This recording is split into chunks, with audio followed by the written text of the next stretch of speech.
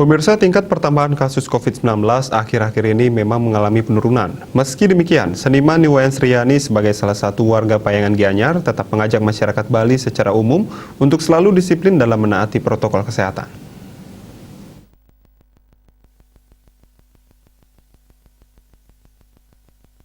Dua hari belakangan kasus COVID-19 di Bali mengalami penurunan di bawah 1.000 kasus. Saat Sabtu 21 Agustus, kasus terkonfirmasi positif COVID-19 sebanyak 849 orang. Sebelumnya, Jumat 20 Agustus, jumlah kasus berada di angka 1.039 kasus dan di hari Minggu 22 Agustus 2021 kembali turun di angka 583 orang. Meski demikian, masyarakat harus tetap waspada dan jangan lengah menghadapi COVID-19. Seniman pemeran putri drama Gongin Niwayan Sriani mengingatkan sesama masyarakat untuk selalu mentaati protokol kesehatan. Jangan memboya dan tidak terpengaruh atau terprovokasi bahwa penyakit COVID-19 tidak ada atau hanya hoax.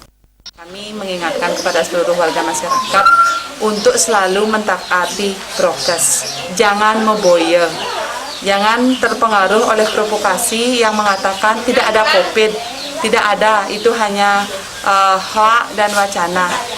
Ini sudah terbukti bahwa COVID itu ada. Jadi tolong semua terapkan apa yang sudah dianjurkan oleh pemerintah. Ada 5M, memakai masker, menjaga jarak, mencuci tangan, jarang keluar rumah, hindari berkerumun, juga jangan terlalu melakukan aktivitas di luar rumah.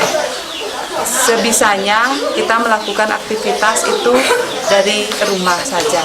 Dan ingat, jaga selalu imun, makan makanan yang bergizi, terapkan juga PHBS, pola hidup bersih dan sehat.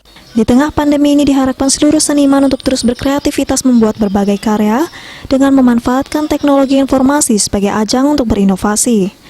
Dianjurkan pula tidak terlena di masa pandemi ini dengan tetap berkesenian dan menjaga adat budaya dan seni agar lestari dan dapat dinikmati seluruh lapisan masyarakat. Indrawan, Bali TV.